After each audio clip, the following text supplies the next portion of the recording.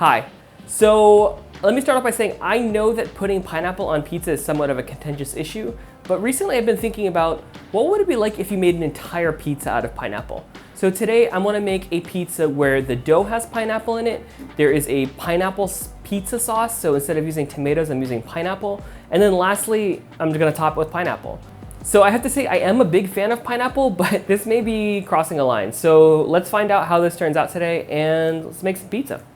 Okay, so let's go ahead and get started by making our dough. So the first thing we're gonna do is measure off the dry ingredients, starting with some sugar, actually. So this sugar is gonna help feed the yeast and make that dough rise. And so I'm measuring about 6 grams of sugar here, so it's not that much. Next, to a bowl, we're gonna add some warm water, and then we're just gonna toss in our sugar. And as I said, this is just gonna be the base to be able to kind of feed our yeast.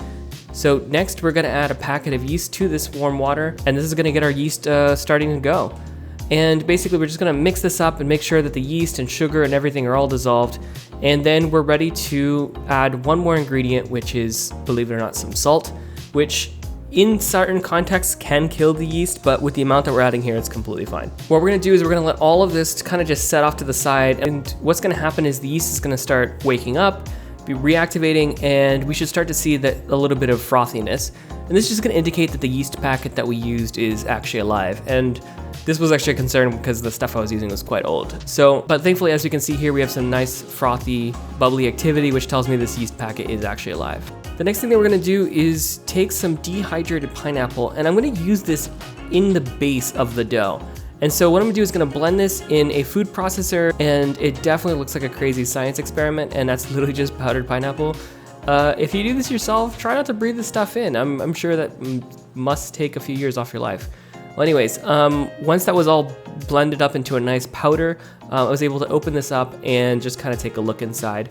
And what we're gonna do is I'm just gonna strain this so that I just really have the fine particles of powder of dehydrated pineapple. I'm gonna add this to the pizza dough to make sure that it has a nice pineapple flavor. So now that I have everything nice and sifted, I'm gonna go ahead and measure off about 50 grams of this kind of granulated pineapple. And now we can start adding ingredients back into our yeast mixture. So starting with a little bit of olive oil, it's gonna give a nice like fatty flavor, as well as our flour. And then lastly, I'm gonna toss in that dehydrated pineapple. And I'm just gonna give this a mix with my hands. Now, if you were making a pizza dough without the pineapple, you should notice that it should start coming together and eventually you're gonna get a nice dough ball. But what I didn't really factor for was that this pineapple really just screws everything up. So normally in this situation, when you have water touching flour and you need and basically have time and heat, it actually starts forming gluten. And that's gonna kind of bind everything together and hold it together. But with the amount of pineapple that I've added, that's a lot of citric acid, that's gonna really prevent gluten formation and kind of prevent gluten from actually holding this dough together. So instead we get this sticky kind of pancake batter, something I definitely didn't anticipate for.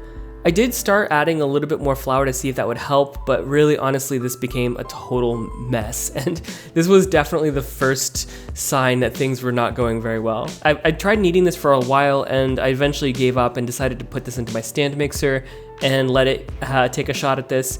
And honestly, it didn't fare much better itself.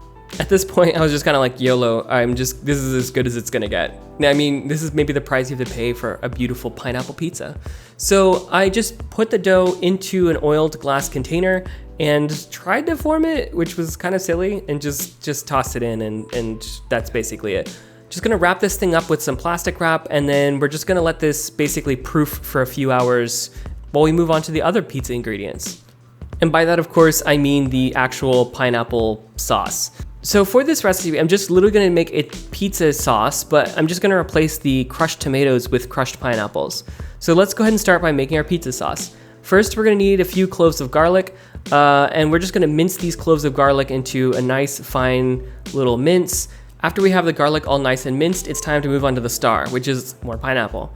So for this, I'm using some crushed pineapple that's in juice, not in heavy syrup. And the reason for that is we really don't want this to be overly sweet. So I'm just gonna drain off as much juice as I can. I'm not gonna go overly ham on this. Just drain off some of the juice, and then just basically put this into a bowl, which we're gonna need in a second.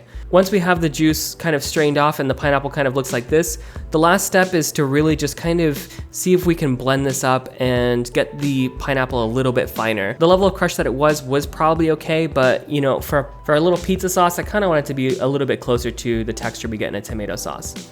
All right, next we're gonna take a medium saucepan and put it over a burner and just basically let this heat up for a little bit. And then we're gonna toss in a few tablespoons of olive oil. Once this starts to warm up a little bit, I'm gonna toss in the minced garlic and just kind of let this cook in the oil and let all of those delicious flavors infuse into the oil. And then I'm gonna add some other stuff. So this is optional, but I guess the whole thing's technically optional. I'm gonna be adding in some crushed red pepper because I like that in my pizza sauce. And then additionally, we're gonna need to add in some salt. All right, so once the garlic and red peppers are all nice and kind of fried, we're gonna go ahead and just toss in some crushed pineapple. And I ended up basically using 1 can's worth of crushed pineapple, and also decided to add in some oregano, because what good pizza sauce doesn't have oregano in it? And then I decided to add in just a little bit more olive oil. That's just gonna give a nice rich buttery flavor to the pineapple pizza sauce. I don't even know what you call this.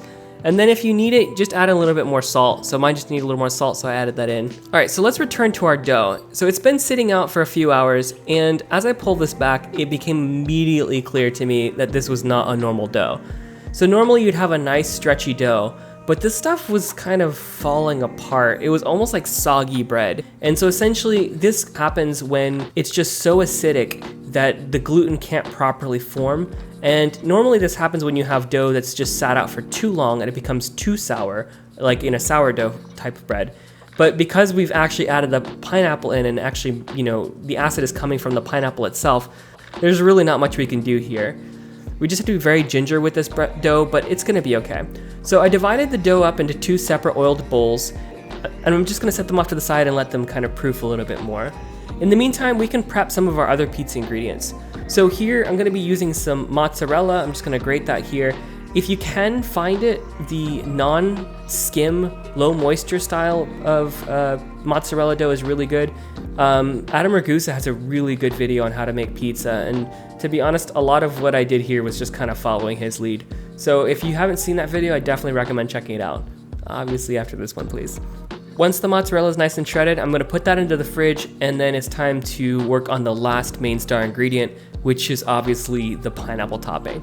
So for this, I'm just gonna cut the top of the pineapple off, and then I'm gonna use this really fancy, super cool, awesome tool that I recommend that everybody has, which is like a pineapple spiralizer thing. You just basically twist this on and it just creates this awesome core of pineapple. And is it maybe the best use of your kitchen space? I don't know, but it's definitely a pretty fun thing. I decided to just pull a little bit of the core out here, and then I'm just gonna cut up these rings into little pineapple pieces, and then just collect this into a bowl. And then yeah, we're basically ready to start pizza assembly. Well, that was kind of a lie actually, because there's one more thing we gotta do, which is to preheat our oven. So I'm gonna be using this little oven here, which gets quite hot, and I'm actually gonna stick a cast iron pan on here. Now the reason I'm doing that is we want a reservoir of heat in order to be able to transfer to the pizza when we stick it in. And so I'm just gonna, I'm gonna let that heat up for about 40 minutes, and when it gets close to that 40-minute mark, it's time to actually start assembling our pizza. So I'm gonna start by taking this cutting board, tossing down some ground cornmeal, and then toss the dough on top. Now, because this dough doesn't have a lot of gluten, you really have to be careful with it, and I'm just kind of gently pressing it out, really trying not to rip it too much. Now, in a normal dough, you should be able to stretch this no problem, and it shouldn't, it should just totally be fine to be stretched as much as possible. But this is more like trying to stretch out a piece of wet paper, and wasn't super great.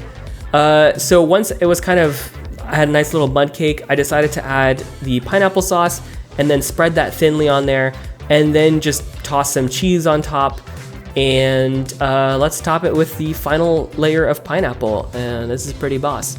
Okay, so I was gonna toss this into the oven, but But the entire pizza was kind of scared about going into the oven apparently, because it just would not budge from the cutting board. And so I had to do a little bit of stuff to try to loosen it, but in doing so, the whole pizza got smushed. So we'll see it later, but it's definitely lost its chance to be the star of the show. So now I'm just gonna follow the same steps as before, just kind of press out the pizza dough, put on the pizza sauce, top it with some cheese, and top it with some pineapple, and then I'm just gonna put this pan directly into the oven.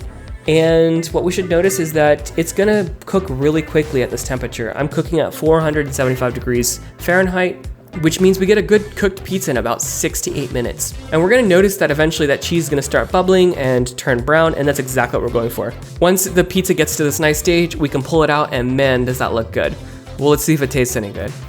But I'm gonna give the other pizza a shot, and I actually was able to finally get it off the cutting board. I put it directly onto the cast iron pan, so it cooked directly on the cast iron pan. And it's definitely not the prettiest pizza, but it does give us a chance to see what the difference is between cooking on a pizza pan like we had before and then cooking directly on a hot surface. All right, so now basically that's it. We have our 2 pineapple pizzas, and now it's time to do our taste test. All right, it's the moment of truth here. I have the 2 pizzas in front of me, and it's time to absolutely just bite the bullet and see how this actually tastes. I have some beer here in case I need to wash it down if it's not very good.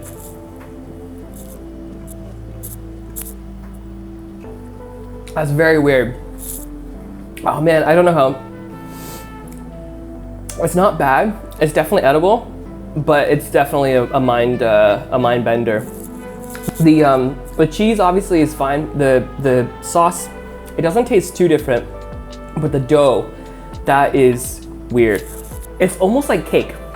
Like, so you have like basically like a pizza cake, which kind of tastes, that's just kind of a weird texture. Yeah, let me just see if let me just take a sip of beer here first. All right, let's see if the other one turned out any better. All right, let's see how this one tastes.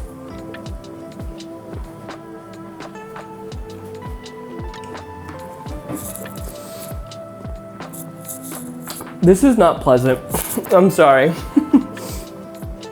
I don't know if I'd recommend making this one. It's a little weird. Anyways, that's it for this week's video. I hope you enjoyed this really crazy video. And if you did, I'd really appreciate it if you subscribe. And if you have any other food crime ideas, let me know down in the comments. And yeah, maybe this is what pineapple on pizza tastes like to people who don't like pineapple on pizza. All right. I'll see you guys next week, and bye.